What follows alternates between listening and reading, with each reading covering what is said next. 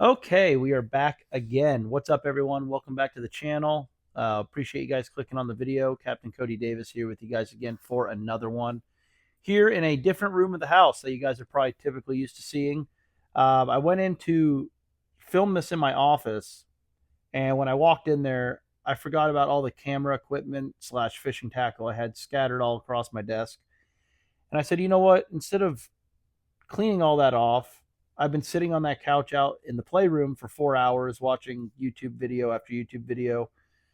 It was nice and comfy. We're just going to go set the tripod up out there. So here we are. Any of you that been following me for a long time remember this used to have like fish mounts and deer heads and my fish tank and a pool table and had like a bar and grill feel, and now it's tractors and Hot Wheels. So it's crazy how that stuff happens. But very comfortable couch, very big TV. So I've been this has been my little secondary home for the last 3 days while the rest of the family is down in the Keys. Every day I get off the water, it's extremely hot. This room stays extremely cool. So I've been soaking up a lot of good AC right here. So that's what we're doing the video. But either way, like I said, welcome back to the channel. And we're just gonna, I don't know, I'm gonna kind of do two things. I was gonna just kind of break down ICAST. I ended up going there for a day, maybe talk about some stuff I saw there, and also talking about the lake and kind of what's going on there. So I guess we'll just I guess we'll start with Okeechobee. Just kind of talk about what's going on. It's probably by the time you guys are watching this, I'm just gonna go outright and guess that the lake's probably at 12 foot. We had a ton of rain last week. We had some rainstorms come through where it dumped inches of rain really quick, and it wasn't just here; it was all throughout the state. It was popping up, over on the West Coast, the East Coast, up in Central Florida. Just tons of really nasty, not only rainstorms, but some of the craziest lightning I've ever seen in my life too. And yeah, it just dumped a lot of rain. So obviously the lake came up. It came up about, in like two. I guess I'm guessing like probably 14, 15 days. I think it came up about a foot, which is a lot. That's a lot for Okeechobee. And it's so what's kind of happening right now, I feel like, is something that typically happens later in the summer, more September time frame, where we usually start seeing the water climb this fast. Now, what could possibly happen is the water could do what it's been doing all summer. It could come up, we could stop getting rain for the next week and a half. It'll kind of settle out, and then it'll gradually start dropping back down again. There's really no telling. It all just really relies on how much rain we get and what they do with the water throughout the state and things like that. So right now I'm guessing the water, if it's not at 12 foot by the time you guys are watching this, it's right damn near at it. So what does that mean? That means, a lot of things are going to change. Now you're able to fish in the grass in areas where you haven't really been able to fish, been able to float your boat for the last couple of months. But again, with that being said, that doesn't mean that the fish are back there. I know today is Saturday, July 20th, something or somewhere in there, mid-July. And I think it took 20 pounds to win Bass Busters today, if I'm not mistaken. But I talked to a lot of people who said it was very tough. I know I had a trip out on the north end, and we caught some fish, but it was tough. It was a grinder. And I know my brother fished the lake today, and he did absolutely horrible in the tournament. And again, he was fishing. He hadn't been out here in a few months, so the water is just a little bit higher from when he left it, if that makes sense. So he went back to those known addresses he was catching fish, and he said, "Man, I had one bite. It was awful." So it's one of those things where now, just because the water's there, it doesn't necessarily mean that the fishing is going to be good in there, or there's going to be fish in those areas at all. I've still been sticking to kind of what I've been doing for the last month and a half, which is not what I want to do, but it's definitely been the most productive thing for me, and that's fishing near deeper water, which pretty much means any depressions, any slight little ditches or drainages, the mouths of cuts in the rim canal, holes in the rim canal, holes in the lake. Just being around deeper water for me has been a key. I have not. I'll be perfectly honest with all of you guys watching. I have not been on anything solid. I've been doing a lot of milk run fishing, like running and gunning, catch 14 to 18 pounds in a spot today and don't get a bite there for the next 4 days. Go to these areas where I haven't had a bite in 4 days and catch 4 or 5 fish. That's kind of how it's been for me. So I've been burning a lot of fuel, probably the most fuel I've ever burnt, working in my career as a guide over the last 2 months. It's not fun, but it's just the way it's been. I tell you guys all the time on the channel, the way to be successful on Lake Okeechobee is find an area, settle down, and fish it. And I just have not been able to make that work. I just haven't been able to do it. The areas I'm fishing are not big. They're like 1 to 2 cast deals. So they're more or less spots as opposed to areas. And yeah, filtering through those areas once, 2 or 3 times in a day too, has been kind of key. You might go there in the morning, not get a bite, come back in 3 hours and catch 4 or 5. And again, I'm saying 3, 4, or 5 fish. I haven't found anything where I'm sitting there just steadily catching them. So it's been work, but we have been catching fish. I'm very tempted and very curious to see what the grass bite is like. Obviously that's where I want to be. I want to be flipping, frogging, swim jigging, big easying, whatever.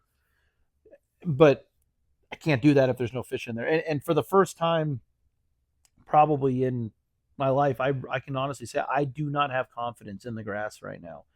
Every 4 or 5 trips, I'll make a pass through a known address just to check it in the grass, and I have nothing to show for it. So things are going to change though now. They really are. Along with the rain, the water's coming up. It also helps cool the water off just a little bit. That's going to make fish want to push up a little shallower. It's going to make them more comfortable. So we'll remains to be seen. But for any of you that are wondering, yes, the water is coming up. It's coming up pretty fast. Hopefully it doesn't come up much faster or much further for a while. I like having the low water, but it coming up that up to that 12-foot mark is definitely going to change things, and the fishing could potentially get better or more consistent. We should say it that way. So yeah, but same baits have been applying for me. It's more or less. I've been catching some fish on like a rattle trap, but for the most part, it's been a gambler burner worm for me. The big one, I could probably get more bites throwing the smaller one, but I always tell my people, we're on Okeechobee. You want to catch big ones. I like throwing the bigger bait. So that back at you burner worm's been the deal. And then obviously mixing in a trap a little bit here or there. A fluke, like just a gambler super stud or a zoom fluke or something like that. As boring as that is, they have been eating it. And just sticking around some deeper water if you can find it. And when I say deeper, 8 inches deeper might be the key. And the fish might not even necessarily be in the deeper water. They're going to be close to it. So that's how it's been. But the water's coming up, so things are going to change. I'll be out there next week doing some filming or running around. I have some days off, so I'm going to go out there and check some stuff, and we'll see. Oh, my allergies. My allergies are nuts. That's other news, too. Still. They've been nuts for like the last month, I swear. But besides that, I guess we'll get into like ICAST. I went to ICAST this year. I actually didn't go last year. The first one I missed in probably 8 years or so last year, because our second son Braden was just born, and Breezy said I don't really care to go. I didn't care to go, but I went for the day this year. Breezy was going to the Keys. I said I'll go. I'll drive up there on Thursday, and that's what I did. I drove up for the day, and it was a great time. I feel like there's a lot of people that can't stand ICAST, and those are the people that either A, don't find a way in, B, can't make it to the show, or C, just want to feel like cool people and complain about how boring it is. I've never been that person. I enjoy going. I do. I like seeing the new products. Right? I'm a tackle nerd. It's funny. I shouldn't be a tackle nerd because I throw 10 things.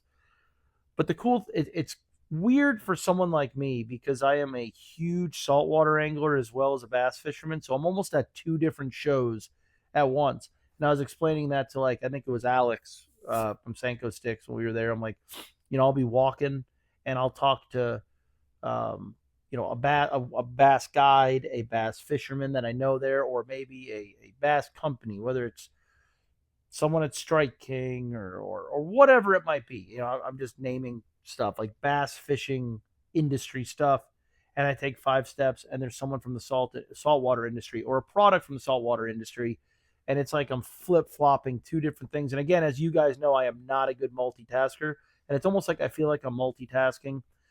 But it was neat to go up there by myself. I went up solo. Was like I think the first person in the door on the showroom floor, and had no agenda and just walked.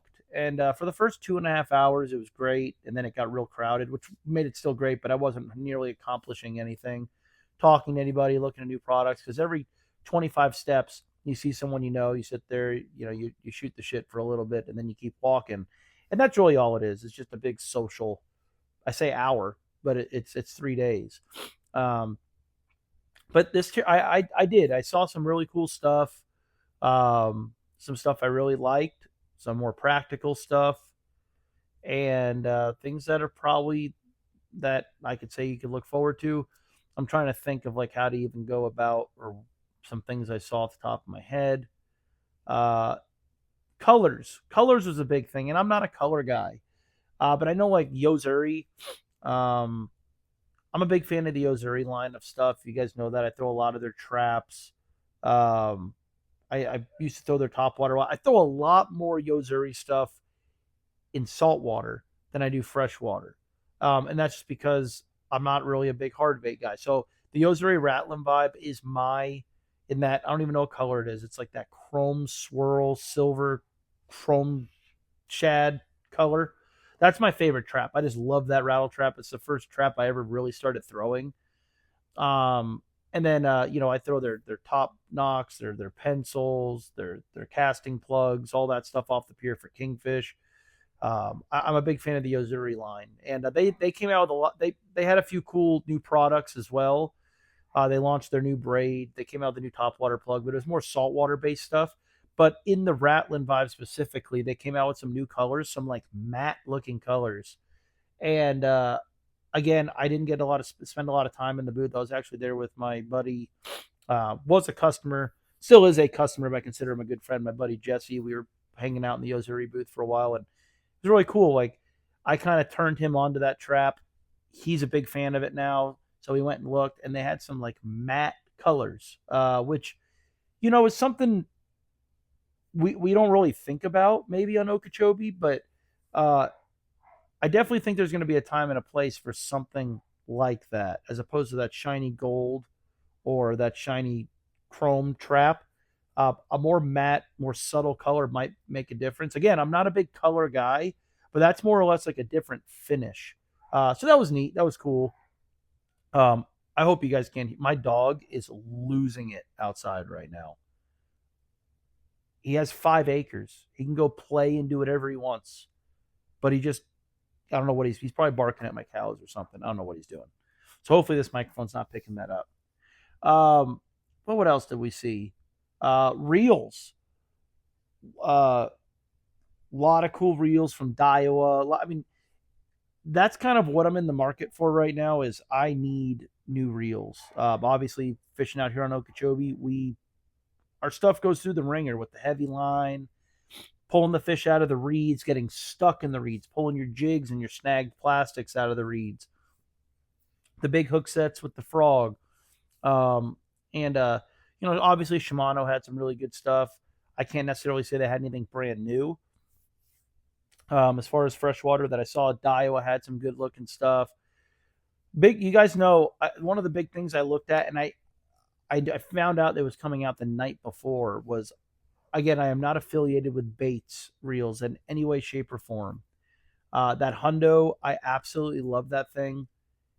It's exactly what I thought the reel would be when I bought them. I paid full price for these reels. I have 2 of them, and they're great. You guys see I fish them on the channel. I've caught a lot of big fish on them. They hold up great so far. They're very comfortable, very lightweight, but yet very heavy duty. No play in the reel, which is, I'm sold. The one little problem I have with them is not the reel's fault. It's the line capacity. They don't hold a lot of line, being because they're a 100 size reel. They're very small. I'm still bombing the frog with it, but I wish it held like 50 more feet of 65-pound braid.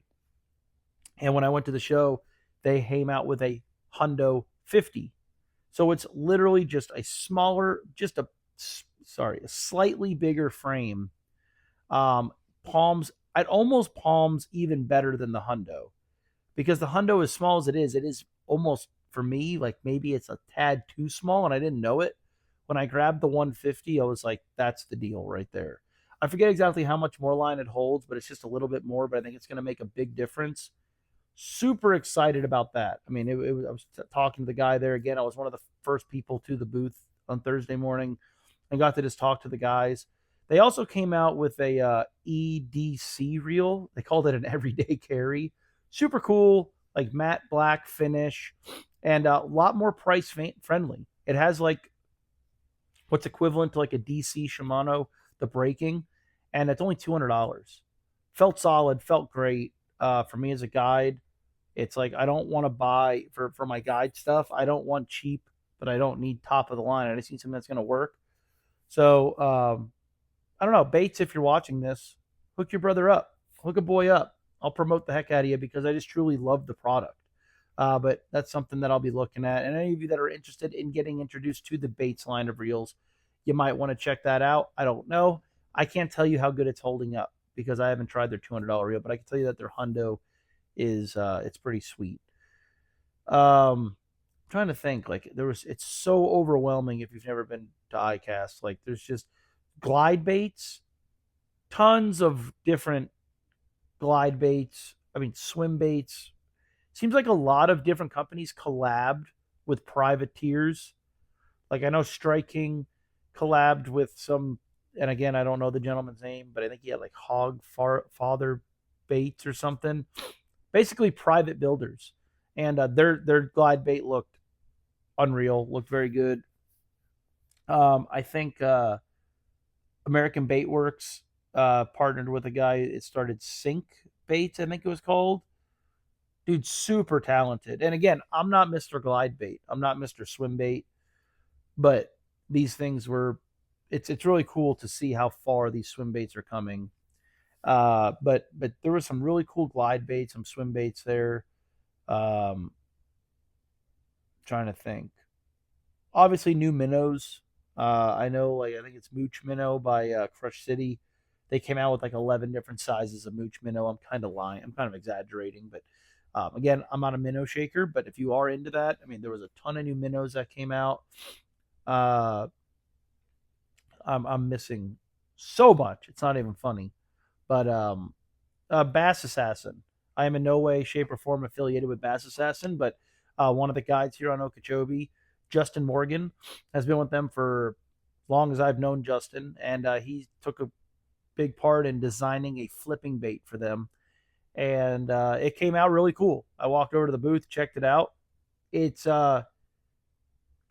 it's very different, but at the same time traditional. I don't know how to explain it, but he did a very good job. The thing came out really cool. It's not real big. It's a smaller bait.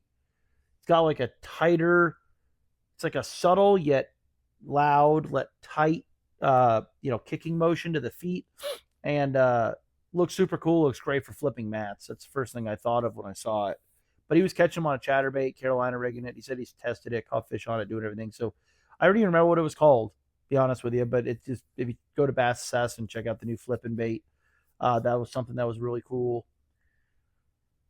I'm like walking the show in my head. I don't know. I'm missing so much, but the show was good. If you ever get a chance to go and you haven't gone, ICAST, it's cool. Was so happy to see so many of my buddies, people that I've known in the industry for a long time. Uh, it's cool. Get to see familiar faces and say what's up and catch up with people. Uh, Funny enough, a lot of people maybe know what I'm talking about, maybe have no idea. But there was it's probably been 6 years ago now. There was a very viral video that like took over the internet of a guy hooking like a 600-pound marlin from a kayak in Panama getting towed around. That guy is actually was still is one of my really good friends. My buddy Adam Fisk. I literally used to work at Pet Supermarket with him. Me and him fished every single night of our lives for like 3 hours or 3 hours for three years together. Snook fishing, shark fishing, pier fishing, going offshore, and he ended up moving to Panama where that video took place. Obviously, I started so we. I don't want to say like we got out of touch. We still keep in contact on social media, but ran into him. He works for the company Accurate Reels, who came out with a budget friendly reel as well. Super great quality, made in the USA. If you're into saltwater fishing, it's matte black, so of course they got my attention. I love it. Super cool, but got to catch up with him. Just a bunch of people. It was just it was super fun time. Hung out with the No Live Bait Needed boys for a while. Kind of closed the show down with them, and that was always a good time talking snook fishing with all them. Uh, Very popular people. It was really cool to see. Um, Going to ICAST costs a lot of money for these companies. I know people that work in these companies and they tell me what it costs for their booth. Not only the booth, but you got to remember you got to house and have your employees have somewhere to stay. You got to feed them. It is six figures and a lot of times way over that for these companies to come to ICAST and do what they do. And there's so many people that say ICAST is a waste of time, and it kind of real from a business standpoint, it almost is anymore with where we're at nowadays with social media and stuff. But I don't have a dog in the fight. I just like going. But it wouldn't surprise me if it ended this year. But it was really crazy to see like all these booths and with these baits, and then there was companies who had no booth, just individuals that were just walking around that just were the busiest guys there. And the No Live Bait Needed crew was one of those companies. What and I think it's weird. Like I think a lot of you guys think like they pay me to do what I'm doing, like talk about them on the channel.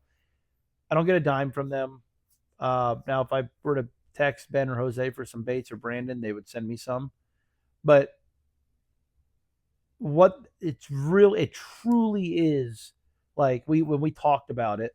Now, obviously, at I don't know 3 o'clock, kind of turns into happy hour at ICAST for those of you that don't know. And there's a lot of booth beers, and some people had even had open bars. So there were some adult beverages being had, but it was so obviously we're all just having fun and hanging out. But it really is insane what they've done with that company. In the in since 2018 and how big they've gotten, and just everyone there knew who they were. The people wanting pictures with those guys and the meetings that wanted to be had, and talking to some of the guys in the group there, like some of the stuff they've got coming whenever they decide to like push it out there, right? Like their product development is constantly going. Brandon is constantly tinkering, but they've got stuff that's already done that I was able to kind of see, I guess. And a lot of it's not even different. It's more or less just like here's the product that you thought couldn't get better. Oh, but we did this. Oh, wow. Like you could make it better. And kind of little improvements, and they're just so far ahead of the game, and people love the product. So that was super cool. And then Alex, Jenna, and Sam from Senko Sticks. Just it was really cool just to see like the amount of Senko Sticks hats, shirts, just walking around. People that were just wanting to talk to them, talk about product, hanging out. It was super cool to see them again. Busier than I believe Alex ever dreamed he would be, and they've got the team doing it, and very busy. But kind of to plug something for them over there too is I personally think this is going to be kind of their game changer deal. They're doing a thing now, the BTO Plus. So if you guys remember the BTO line of rods from Senko Sticks, essentially you would go on and you have like like you could pick like your grip, or and kind of almost like drag and paste on a rod to kind of make it a little bit more personalized, but make it faster. So you didn't have to wait in line for a true custom rod. You didn't have to, pay custom rod pricing, and it just made production go a lot faster.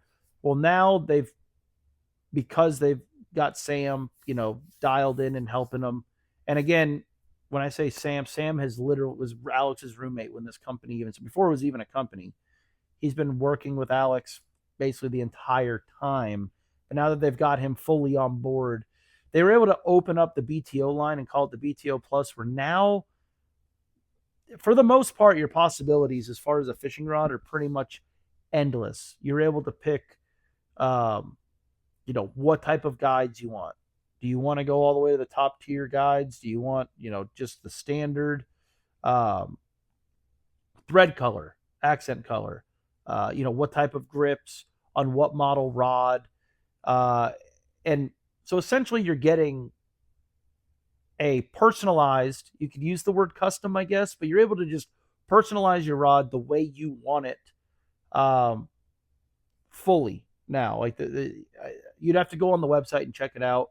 But the only thing you really need a quote custom for now is if you were looking for some kind of extravagant different wrap, or the rods that you see where they're doing the custom graphics, where Jen has to go on there and design and Photoshop and do your whole graphic for your split grip graphic, or whatever, something like that. But if you're just looking for a good, or I shouldn't even use the word good, if you're just looking for a fishing rod, but you want them all the same grips and all the same colors, you just build it in your cart and they can knock it out.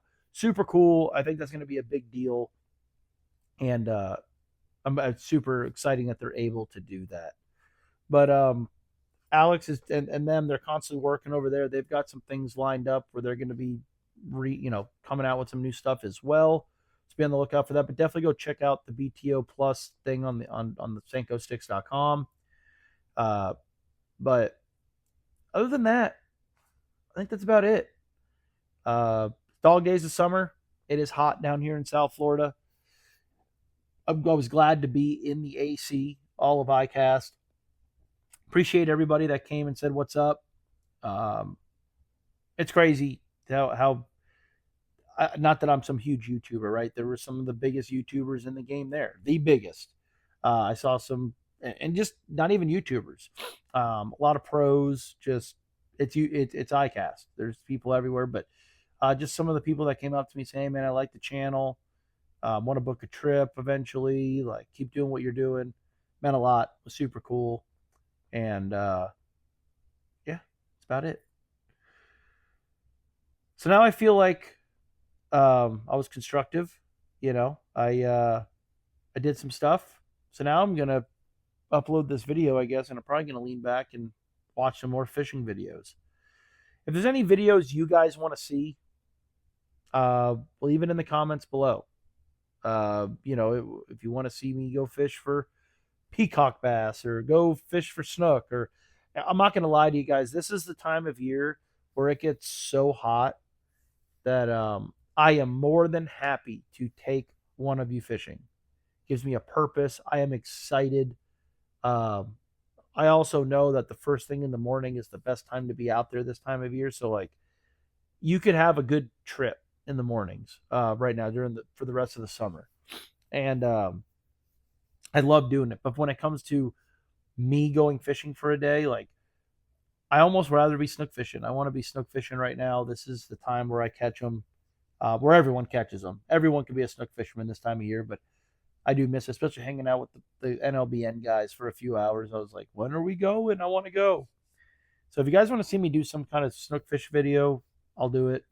I'm going to be down in the Keys a few more times this summer.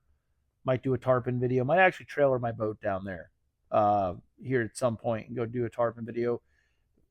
my wife, they hooked or land. I barely even talk to my wife when she's down there, but they I know they hooked at least 3 big ones while they've been down there. It's been too rough to go offshore, so maybe I'll go down there, do a tarpon video. We'll see. But anything you guys want to see, leave it in the comments. I could try to make it happen.